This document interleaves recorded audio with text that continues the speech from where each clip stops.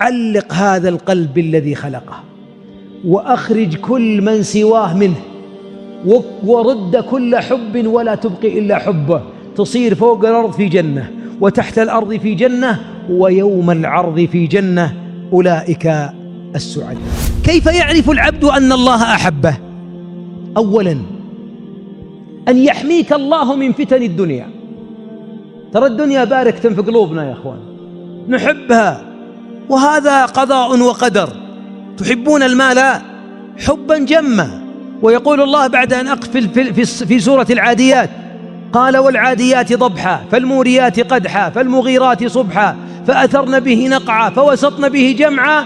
هذه 5 أقسام. جواب القسم إن الإنسان لربه لكنود جحود وإنه على ذلك لشهيد وإنه لحب الخير لشديد. الخير هو المال، الدنيا، ولذلك حبنا لها يعمينا ويصمينا ويجعلنا نخلص لها ونعادي فيها ونحب فيها. لكن من علامات حب الله لك أن يجعل الدنيا في يدك، فلا تفتنك امرأة. ما تلاحظون بعض الناس ما انفتن مع الناس بالصور ولا باليوتيوب ولا بالسفريات المحرمة ولا بالحرام، يرى الربا أمامه والحرام أمامه ويكتبون اسمه في الانتداب وخارج الدوام وينزل اسمه أنا ما رحت انتداب، وخارج دوام أنا ما داومت في خارج الدوام حتى تعطوني. يا ابن الحلال انفع نفسك 20,000 خلصها خلها تمشي. لا يا حبيبي، ولا ريال حرام، أنا أحب الله أكثر من الدنيا، الله صارفني عنها. هذا من علامات حب الله أن يصرفك عن الفتن كلها.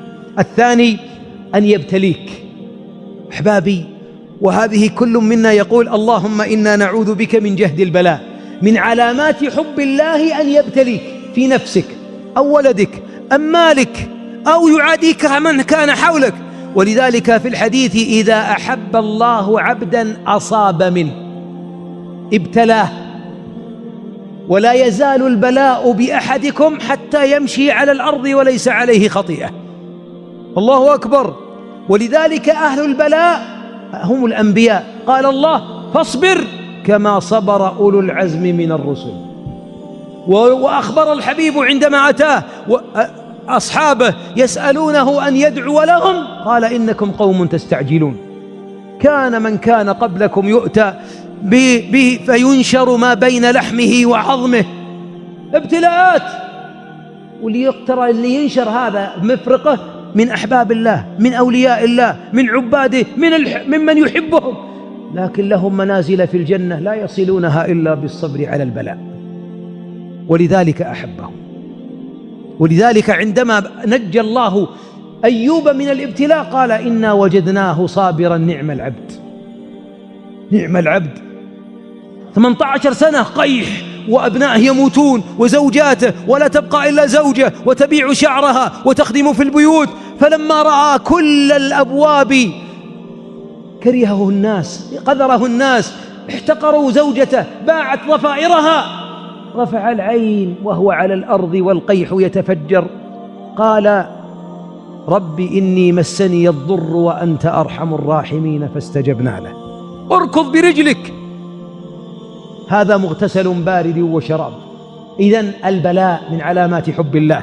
أيضا أن ينشر الله لك القبول في الأرض.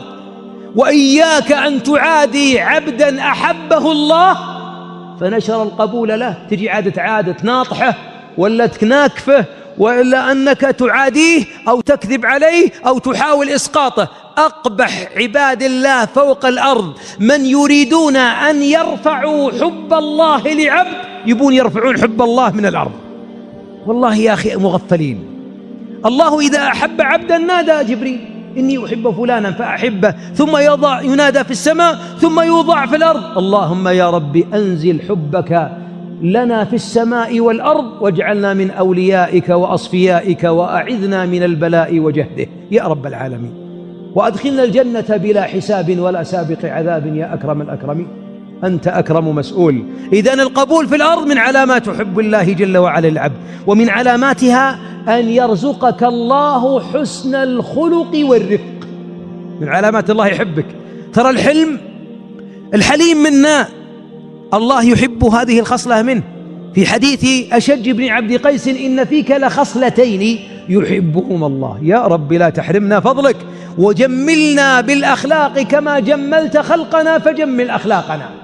من علامات حب الله أن يهديك للخلق الحسن، أن يهديك لطلاقة الوجه، أن يهديك لبذل نفسك للناس، أن يهديك للصبر على الأذى، أن يهديك للكرم، أن يهديك لصلة الرحم، أن يهديك لإكساب المعدوم.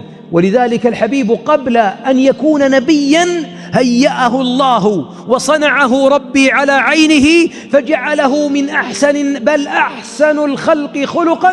فلما أتى من غار حراء قال: زملوني. انظر الزوجة الصالحة: كلا، أبشر، والله لا يخزيك الله، إنك لتصل الرحم، إنك لتكسب المعدوم، إنك لتعين على نوائب الدهر، إنك لتقري الضيف. معنى ذلك أن الله اصطفاك بهذه الرسالة لأن أخلاقك أخلاق العظماء، بل هو خير الورى بأبيه وأمه. فمن علامات حب الله أن يرزقك حسن الخلق. اسألوا الله. كان الحبيب ماذا يقول؟ خلنا ندعوها صدق: اللهم آت نفوسنا تقواها، يا رب زكها، أنت خير من زكاها، أنت وليها ومولاها. اللهم كما حسنت خلقنا فحسن أخلاقنا، يا رب اهدنا لأحسن الأخلاق، لا يهدي لأحسنها إلا أنت، واصرف عنا سيئها، لا يصرف عنا سيئها إلا أنت. فإن الله إذا شاء بك خيرا جمل باطنك كما جمل ظاهرك. والله جميل، الله جميل ويحب الجمال، ومن أعظم الجمال جمال الخلق. ولذلك أحبابي خلقي وخلقك ما أقدر غيره ولا أقدر غيره، ومع أن الله لا يخلق إلا جمالا، والله لا يخلق الشر المحض، وفي كل زاوية في الكون جمال. يمكن ترى الشين في عينك زين في عيني أنا، ولكن في النهاية كله جميل. الله جميل يحب الجمال. ولذلك من جمال روحك أن تجمل أخلاقك. بعضنا ما يصلي الفجر ليه؟ يقول تعبان، سهران البارح في العمل، سهران في محاسب العمال، ويذكر أسبابا من الدنيا: أشغلني الأبناء، ليه ما تدرك تكبيرة الإحرام؟ الله يصلح قلوبهم، أشغلوني. وتجد أن بعضنا أعذاره في لقاء ربه سببها هذه التي حذر الله منها. ولذلك أيها الأحباب قال جمع من أهل العلم: إن الله أعلن لعباده أن حبه إذا خالطه حب شيء من الدنيا فضعف حبه، وعده أن يتربص، كأنه يقول: انتظر العقاب العاجل قبل الآجل. ولذلك كم سلطت علينا من الدنيا، بعضهم 20 سنة يجمع الريال، وفي لحظة في سوق الأسهم راحت كلها. ويبني المزارع أو المصانع واحترقت في ساعة. وأبناؤه عنده فقدهم واحدا تلو الآخر. صحته في أقوى، بدأ العد التنازلي، جمع الفلوس في 40 سنة وصرفها على صحته في 4 أشهر ومات مسكين. أما لو أن حب الله في قلبه وكل الدنيا يرغمها لطاعة من أحب. أحبابي أعطيكم مثال: لماذا نحن إذا أراد البعض منا يتصدق يذهب لفئة ريال و5 و10، مع أن الله معطيه 500 و150؟ هذا مثال. أتدري لما؟ لأن نخشى إن أعطينا 500 تذهب ولا تعود. لو أننا نحب الله أكثر من المال لفرحنا بالمتصدق، كما قال الإمام الشعبي وغيره: إذا طرق الفقير على بابه قال: مرحبا بمن يغسل ذنوبي. فرحانا بالضعيف، وأن نمد البراطم ونلوي الرقبة أحيانا. وبعضنا أحبابي والله إن حب الله إذا دخل في القلب لا يبقي الإنسان عنده شيء. تنظر في حياة عائشة رضي الله عنها، حياة أمهات المؤمنين، حياة عبد الرحمن بن عوف، حياة عثمان. يا أحبابي ألا يحبون زوجاتهم، أموالهم، بيوتهم؟ بلى، ولكن حب الله أعظم، ولذلك أرخصوا كل شيء لله. هذا الفرق بيننا وبينهم، هو حب الله أعظم. ولذلك إذا تجد الإنسان يطيل الوقوف بين يدي الله، يجلس آخر الليل 1.5 ساعة وهو يبكي وينشج، تورمت قدمه، والله ما أنساه أقدامه وقد تورمت إلا حب الله. يناجيه متلذذ بين يديه.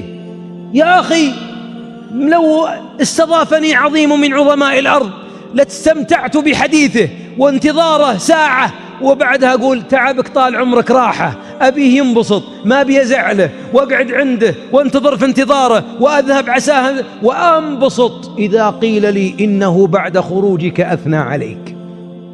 يبدأ أنبسط فرحان إنه يمدحني مع أنه مخلوق لو انحبست بولته في بطنه مات حصرا، ولو أنه ما شرب الماء مات ظمأ، وليبقى العظيم المناجي له يحبه.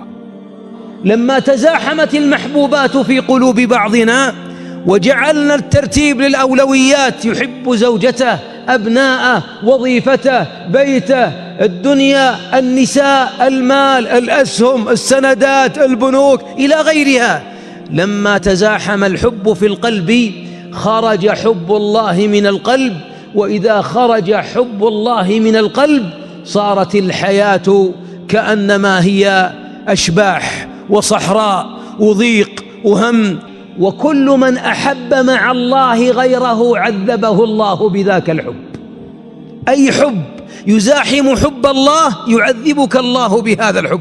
ولذلك بعضنا عذب بزوجته، عذب بأبنائه، عذب بماله، ولذلك تجد أنه معذب، ان طلعوا خاف عليهم، ونرجعوا خاف ما يطلعون، وتجد خائف من الخوف، حتى أن بعضنا صارت الحياة كلها أشباح. ولو أنه ذاق معين الحب حب الله، هذا الذي إذا ذاقه العبد والله لو قطعت أواصره في ذات الله إنه يتبسم. ولذلك الحب الصادق يجعل المعذب وهو يعذب يبتسم.